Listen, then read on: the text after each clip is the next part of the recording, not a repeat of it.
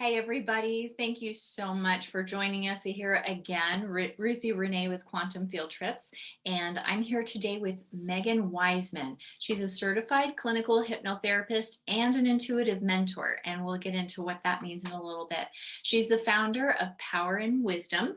She combines her in-depth clinical hypnotherapy training with her excellence in meditation to connect the heart and the mind in an intuitive way to help others engage in their emotions and empower their intuition. Everybody has intuition, right? Yes, it's a skill. It's an innate instinct that many of us have forgotten or just don't use. And so I love learning and practicing and teaching others how to get in touch with those intuitive instincts that we have. That is awesome. You fascinate me. Number one, I've so enjoyed getting to know you. And by the way, if you love this video and the other videos, click subscribe, click like, and at the end of the show, in case I forget at the end, we'll share all of the goodies and links below so you can get in touch with Megan. Okay, so Megan, tell me what I always like to start with is, what was your first impression of hypnotherapy or hypnotism? What were your thoughts? What led you to become a hypnotherapist yourself? Yes. Well, my first thing, if you really want me to go back, my subconscious is bringing that forward, is like in high school, I went to one of those hypnotist shows, and I, of course, like was up on the stage. This is so ironic that this is my story. Wow. And so, that was my first impression, and that's what most people think is that hypnotherapy is like, I mean, hypnosis is some entertaining act where they control your mind and you do funny things. So that's what I get a lot is like, well, what are you going to do? You're going to control my mind. You're going to make me do things I don't want to do. So that was my first impression. But as I have grown and learned, and I started my own healing from of my own emotional traumas and stresses and anxiety that I was experiencing, I went to a lot of different people, healers or therapists, and I actually learned to meditate and do a lot of my processing that way, and it helped me connect to all the things. So I learned to enjoy that so much. And then someone introduced me to I went to a couple of hypnotherapists. One was the older lady who's done it for years, and when I first went, I was like, this is a thing? Like, you can do this for a career? You can process emotions in this state of mind and do it as a career? And I was like, this is amazing. And she just like, wow, you're a natural. So it just felt like at home for me. I was like, this feels so right. This feels natural. This is good. I didn't realize hypnosis was that meditative state where you can go and be and feel calm and peace and processing. Like, so when I found it, I was like mind blown. Like, this is a career. I love this. And then I kind of didn't really, you have fears. You don't know if that's something you could do or would be able to do. But then I found the certified training hypnotherapy school, and I was like, this is something I need to pursue. This is my calling. This is where I need to be. And so when I got in there, I did so much even more deeper work. He was able to teach me more about the mind. I'd already worked so hard at connecting to my heart through meditation, and I love learning how the mind works and all the subconscious work that you can do when you go into this deep meditative state, and understanding the processes there just like opened up a whole new level of yes, our bodies to me. I just love learning all that and feeling like this was where I was meant to be. I felt at home. I felt drawn. I felt like I was being called to be a part of this work. So for me, that is, I don't know, the part of my story. And I feel like I was able to connect the mind and the heart using hypnotherapy, and then help people process using those two powerful tools inside their own body. So that's how I kind of came to be here in the short version. Well, that's great. So you were already kind of in the realm of the hypnotic state through meditation, and working with the heart is just a no-brainer that they came together. Yes. That It was like, oh, this is a thing. Like you could do this for other people and create this beautiful state for other people to process and to get connected to their mind and heart and really understand themselves at that deep level. And I was like, yes, sign me up. That is great. And so you actually graduated from the same school I did with Dennis Parker. What I Yes. love about him is that in the school you can take your time. There are students that have been going to class religiously for 2 years before they feel like they're ready to be with another person in the chair instead Yes. of practicing. So, but you look like you've probably done the fast track and you were just the pieces came together and you're ready to help others. Yes. I felt when I do school though and do study, I'm all in. So I kind of was just all in, learn it all, study it all. I still loved watching all of his things. He's so good at like keeping us trained and keeping us updated and answering questions. He's been really good at that. Well, until recently, but so I was ready. I had already been prepared for years studying all the things. So it was just like the final capstone of like, now you have this profession to be able to use your gifts and skills and abilities to serve. And now here you go. So it was kind of just like bringing everything together to set me on like course of my new career. That's great.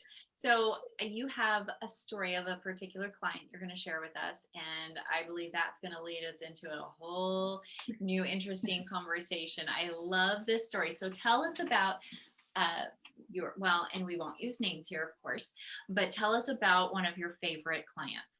Oh, I know that was hard to choose, but I chose this person because it kind of relates to my higher purpose in hypnotherapy, because I found that emotional processing was really important. But as I've helped so many clients, I've found that there's a bigger purpose for emotions and what they can do for us and what they can teach us about ourselves and those who came before us. So that emotion has so much power within us to teach us and to connect us to our mind and our heart and also to the intuition. So that is where I will kind of go into right now about how when I helped this client specifically, she was coming in to process some anger. She was really, really hard on her certain child and a couple of them, but she didn't want to hold that anger and almost abusiveness. She just felt like, I just want to wring his neck. I know we probably all felt it, but she didn't want to feel that anymore. She wanted to let that go. She knew that wasn't her. She didn't want to feel that way. She didn't want to act that way any longer. So we were able to go in and process the anger and where it was coming from. And it took her back to when she was a young girl and she was trying to help the child. She was a little babysitter. She was natural, loving, nurturing. She just loves children. And all of a sudden there was this child that she couldn't control, was crying and she was a baby and she felt so frustrated. She felt so angry. And it was the first time she got angry. And she felt like it was the fear of not being able to do and nurture and love and control this child. And so we were able to process that little girl inside of her and help her feel like it's okay. And it was okay that the child was sad and it wasn't her fault and all those things, so that she wasn't feeling all that anger and fear inside of her anymore. And then she was able to feel that calm for herself. But then she went to the next layer, there's layers, and she saw her mother, and her mother was experiencing similar situations. And she realized those were some of the patterns that she had developed from her own mother. And then she realized we opened up in her intuitive sense, opened her up to, I'm getting chills, to a long line of mothers that were just lined up beyond her and her mother and her grandma. And they were just lined up.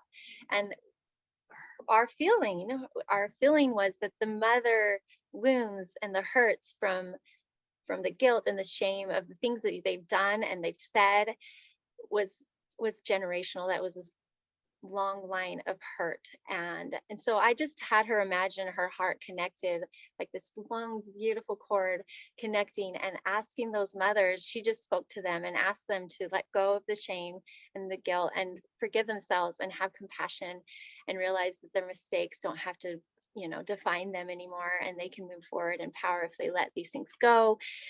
it was just beautiful. And she just felt that release from within her. And then she was able to turn her heart towards those mothers who came before her. And really that deep generational healing that came because we hold the same DNA, some of those same traumatic emotions. And like many who talk about being that cycle breaker, that's kind of where she was. She's like, I don't want to hold this anymore. I don't want to carry these patterns forward. And so sending that healing from her own heart through that connection was so powerful. So that was the emotion that brought forth the intuitive message that there was these ancestors, these angels waiting for her to do the work within herself and then offer that to them and teach them how to do it too.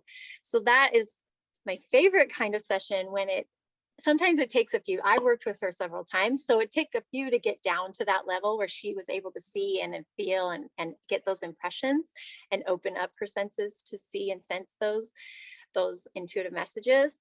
So getting down to that layer was fun because that's where you've gone to that deep root of where this fear and anger is coming from. And she came to me a few days later and was like, I feel a difference. She says, when I'm with this child, that fear and anger is just no longer there. I mean, it was beautiful. And I also gave her tools, right? Because she still needs to learn to break those habits. So we gave her some tools to practice to stopping the patterns, but that feeling wasn't there. That heavy reactive feeling that you get when those fears come up again wasn't there. So she just felt that release and that relief and that peace, which will help her change the patterns more easily because she's not reverting back to that little wounded child who was experiencing all that pain and in her own childhood. So that was one of my favorites. And it kind of explains what happens when I work through emotions and get people in touch with their intuition and the kind of work you can do there. It's powerful. That is beautiful. I can absolutely relate. I think that every woman you're handed your baby and there's a little ribbon of shame and guilt comes right with it because you're going to screw things up every time. Yes. I also love the pattern because anger is always a shield to cover up the pain or the fear. And then you touched on that being the generational chain breaker, how amazing that sweet lady took charge and decided, this is not what I want for my children. This is not what I want for my grandchildren. So now going back, it can domino effect forward and heal that family. That's yes. Beautiful. So that brings me to a few other questions. You talked about intuition, and we spoke earlier about deepening the intuitive senses. Tell me let's talk just a little bit about that, because we know we have our sight, smell, hearing, touch. What is intuitive touch or intuitive hearing? Yes. So I love that because this is my emphasis now is teaching the intuitive senses. There is a language, we have all our physical senses, but there is this energetic spiritual body that also has senses, that has ability to communicate with us, and that is the intuitive sense. So you have an intuitive sight, you have visual senses that come up, you have intuitive hearing, and it's different. Sometimes it's different than the audible ones we can hear. And then you have the intuitive feeling, the kinesthetic sense of feeling that you have like in your soul. And for me, I could explain what that looks like for me, but I like, so when I cut off the world in meditation and I go inward, it's like tuning in. It's tuning in to the soul. It's tuning into what the soul wants to show me, what it wants to tell me, what it wants me to feel. So that's what I love to do in hypnotherapy when somebody's processing. I want to say, hey, what is it? Those visuals that you're seeing, that's your intuition. That's those images, those insights, those coming are your intuitive sense. And you can practice using those and it will become more clear and more open. And it will, as you practice them, they get stronger, just like any skill. Or if someone's in meditation and I said, did you hear those words? Did you get that? What thoughts and words were coming to you? Those are intuitive listening. And then some people actually get the auditory. There's been a few times where I've heard the actual words, but more it's an inner hearing, words coming to you. And then the sense of feeling, that's my strength because that's where I started. And my heart was so heavy and my heart just was always trying to give me all these messages. So I've learned to sense with my heart. I can sense when there's heavy, heavy feelings from somebody else, or dark feelings, or entities around. I can sense when my heart is healing. I have a cooling sensation that comes when I know my heart is processing and healing something, or when somebody in the room is, or a client. So I can connect with my heart that way. My heart actually, this one's my favorite one, going off on it, but my heart is actually my tool. If you've ever heard of muscle testing, I use my heart as my muscle tester. So and now I did this before I even learned about hypnotherapy and all the things I was going to do. And now I realize my heart needed to be my tool so that when I was in deep meditation, I could ask my heart questions and I didn't have to do all the muscle testing to do that. My heart could just give me the answers. So I ask a question and my heart's my big muscle. It tells me yes, it tells me no. And I could go into what that feels like for me. But so like my heart just, I've had to ask it. It took time. I had to practice and I'd be like, heart, what does yes feel like? And I would allow my heart to tell me what yes felt like. And then I'd ask it a question. I'm like, is it a duh? And then it would give me a yes. And then I would say, what does no feel like? And I would wait for the no. So it was a tool that I had to practice using. And for some reason, I just felt drawn to using my heart. And now I know why, because I use it all the time in my own meditation and healing, in my client work, when I'm getting impressions for what I need to do. And like, it's my intuitive skill. So it's these senses that are already ours that we are learning to reattune ourselves to how to use them. And one of my favorite things is every time I work out a fear or some shame or some guilt or some doubt, the sense becomes stronger because it's almost like everything resonating in such this yucky energy of low vibrational fear and anger and frustration that is blocking me from receiving the intuitive message, from being aligned and attuned to the messages that are more lighter and brighter and are trying to guide me.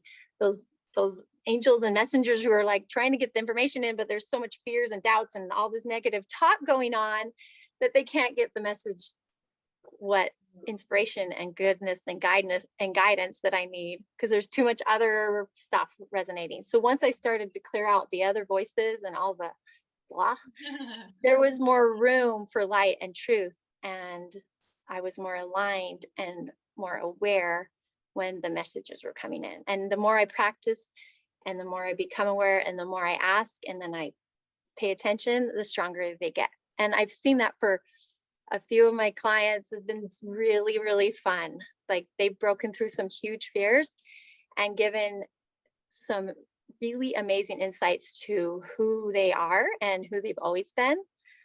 I think I'm getting off on a huge tangent now, but the intuitive sense is what brought them those messages, in their insights, in their hearing, in their feeling. They get impressions as they clear out the things that are keeping them from receiving those intuitive messages. And so that is what I don't even remember the question anymore. Intuitive senses are, yes.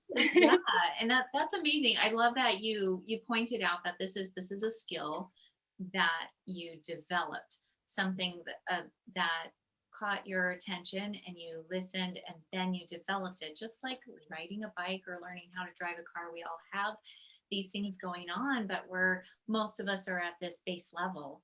And you allow your intuition to speak to you. It just kind of 10x's the power of our senses. I love the idea of that. Thank you for sharing. There was something else that you touched on that. Oh, I know. As a hypnotherapy, which I like to call myself a guide. Yes, that's a great word. Get into the quantum field where there's all this possibility and creation, and then we help train and navigate them to find their own answers. So you'll be using your intuition, but it's guiding you to pull their own spirit, their own subconscious to open up to themselves. Is that right? That is so beautiful because I'm around a lot of intuitive healers and all the people who love all this things. And obviously they're being drawn to me, and I'm surrounding myself with these beautiful people. But I find that I like getting like reassurance and validation, but I see that there's a lot of people going to other people to get their answers, or going to this person to give them the information that they need. Too. Yes, and sometimes it's nice just to have someone tell you something, but I think the root of it needs to be finding your own. What is it that is right for you? Because someone could give you something and it may be close to what you need and may be helpful, but the strongest, most powerful messages are the ones that are coming from you, from that divine being that is you, that already knows, that has all the information that you need, that you were programmed with to create this life here. I feel like I've been studying a book that talks about that we were encoded with everything we need, and we're just opening up our understanding and awareness to those things. It's like remembering the things that we were prepared to do, remembering all the powers and gifts and abilities we have. It's just uncovering those and reminding ourselves of them. So I think that there are like more people than just me are saying, well, what is the book? So go ahead. It's close. It's called, I think it's this one. Where is it? Anatomy of the Spirit by Carolyn Myss. Oh my gosh, I have heard about that. Yes, I've been studying the first chapter. I read it before, and so I think hers is the one that says about the everything was reprogrammed in there, and that the power that you hold within each, she goes through each of the power centers. Yeah, and what's in them. And if it wasn't her, it was Donna Eden, who has all her cool energy medicine stuff. So I've just been studying all the different things. So yeah, we'll make sure we put the title in the show notes. So oh yeah, if you're interested in the book, we can go find it. Yes, I love it. I've studied it before, and now I'm reading it again because it's been several years, and I have a whole new perspective on everything. So it's fun to reread it and understand things at a different level. Absolutely. Which is actually a great thing to touch on. We find in hypnotherapy, often when you get down to that sensitizing event, that base where the feeling came from, the seed, it can be erased in one session, in one moment.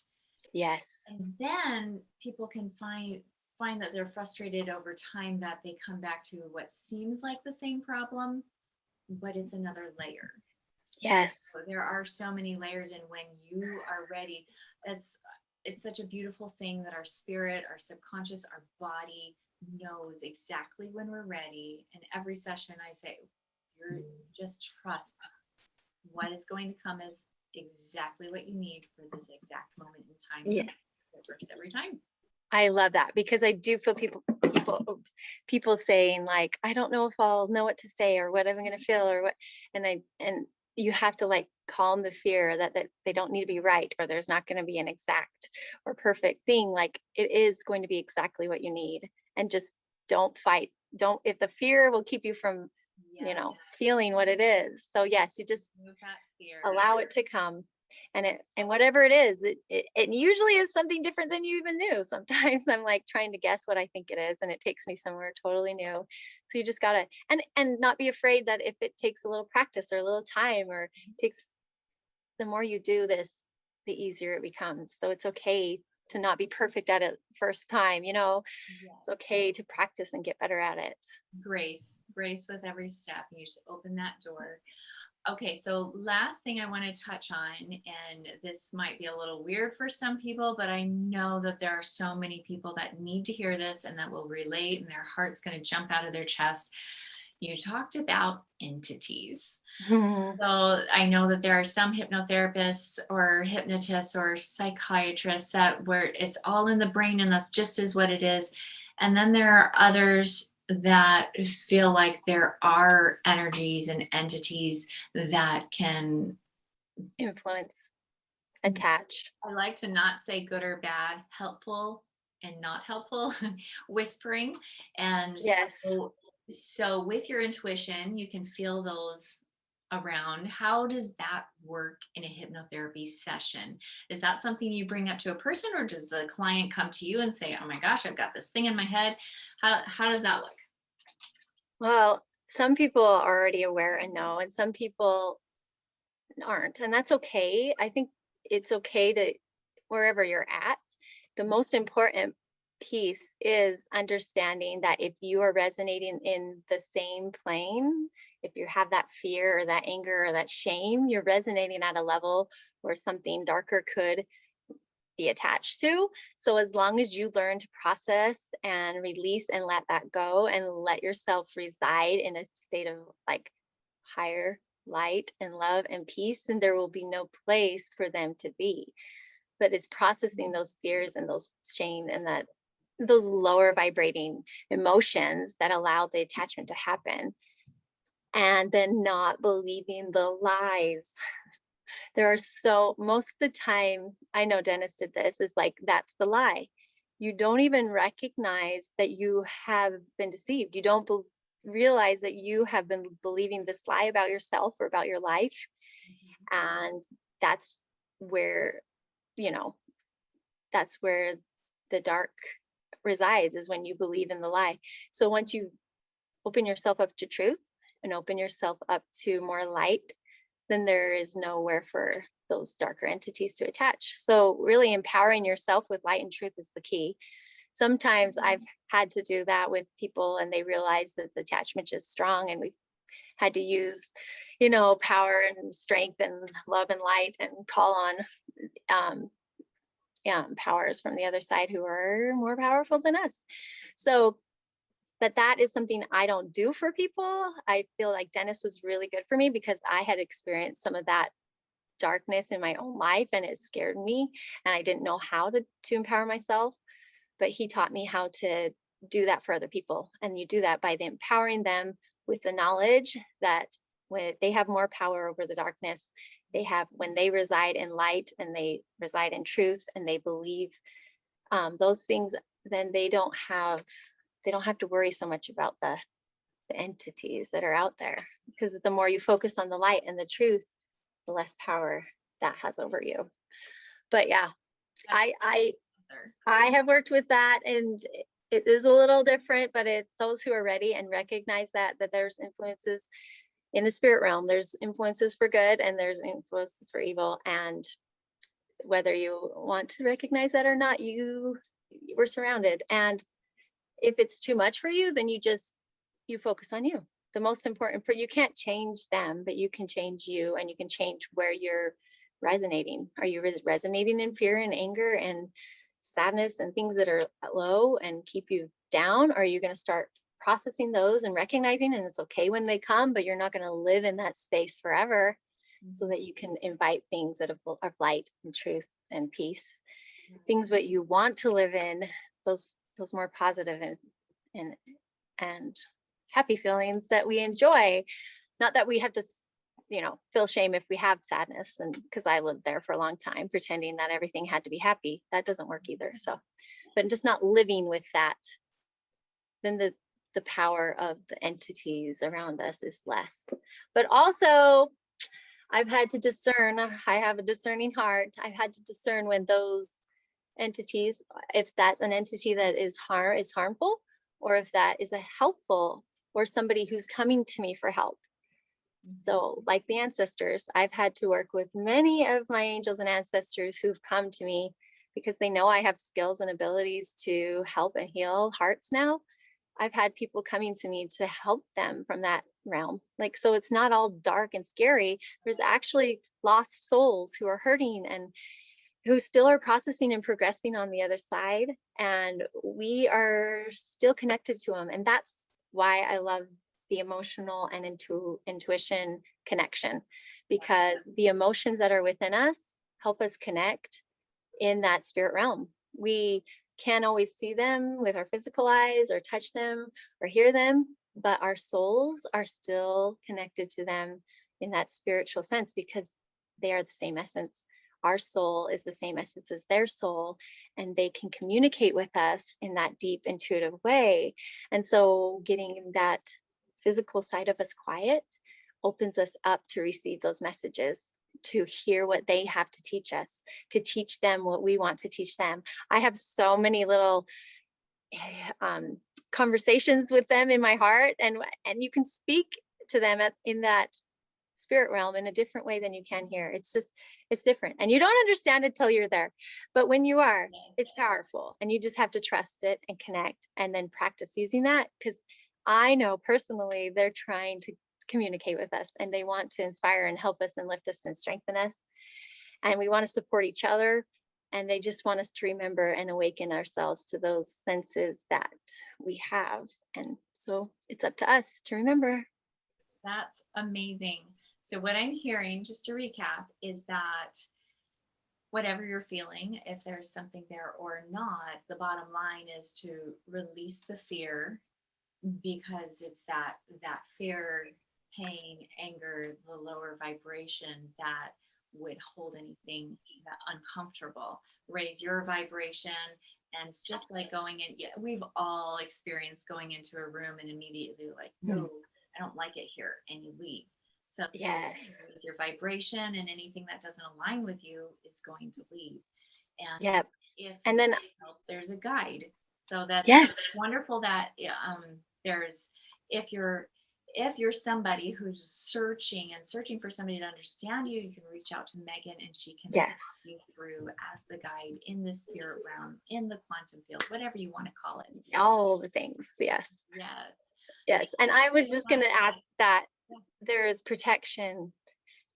I teach how to shield and protect your field and your soul, so that you don't even have to let those things come in. I was very empathic and intuitive, and that's why I was experiencing so much heaviness and depression. But I've learned to turn that ability on and off when I need to, so that it's a skill that I can manage and control. And it's not like overwhelming and I don't understand it. It's learning to understand it and engage with it and empower yourself to use it for your good. It's a skill and a gift if used and understood. So that's what I love to do, is to teach you to use this powerful gift that we've been given and understand it, so it's not scary anymore. So that's actually a powerful gift for you to use in your life. So besides a guide, you're always a teacher as well, because we want our clients, our students, to be empowered and be able to self-hypnosis, be able Yes. to get the work done themselves. I think that's beautiful and so smart. It's just, we just spread the word across the world. It really is. We live in a time that's so exciting. People are understanding and grasping and reaching and listening. We're peeling off the layers. So thank you so much for sharing everything with us today, Megan. If I know that there are people listening that are like, oh my gosh, this is my soul sister, I need your help. How are they going to get a hold of you? Yeah, so I have a few things. I have a freebie that I love to share with anyone who wants to know what their intuitive sense strength is. It's their superpower, and it's called the Intuitive Senses Quiz, and you can take that. I'll leave the link so you can find out what your superpower is. And then I have a group where I do meditations and master classes in there on topics that we discussed today. And so we go deeper into how and why and what to do with that. And so that's inside my intuitive empowerment group for those spiritually focused females who love to learn these things. And so I'll share that. And then finally, if you're just ready to dive in and do the work, I have an intuitive empowerment course that teaches emotional intelligence and intuitive intelligence. And we go all in and we do the work and we do the sessions and we go specifically in finding out what emotions are blocking you and how to really develop your intuitive abilities. And in the end, my favorite thing is, as we clear out all this stuff, you get in tune to who you are at that deep level. And when you realize your divine identity, it just opens up this new perspective of who you are and what you're created to do, and it empowers you. And so that is the goal at the end of the course, is to kind of empower yourself to understand who you are at the deep level and your purpose here. So that is what I do with my people in my course, and it's super fun. So if you want to learn more, you can apply. I'll put the application inside the link so we can chat more and see if that's what you want to do with me, and we can get connected that way. is that course, if you're ready to dive in, is that a group course or is that an Right online? now it's one-on-one. And so it's a 90-day, 12 weeks, and there are Lots 10 of attention. 10 different modules, and we do individual work right now. My goal is to do a group one where we do masterminding, but I've just been getting individuals. So once I get all the group in at the same time, then I really am excited to do a mastermind. So that's the next step. All right. Well, we'll get you so busy with one-on-ones that you just have to start that group up. And that's great. There's something for everyone. We'll look down in the show notes to get everything that you need to reference. And again, Megan, thank you so, so much for coming on and sharing your wisdom, sharing your stories. We just have loved to have you here and hope the very best for you. Oh, you too. Thanks for finding me and connecting. I love connecting with like-minded people who are on the same mission, kind of just to heal the hearts and minds of people. So it was a pleasure. Absolutely. So thanks so much. We'll talk to you again soon. Okay, bye.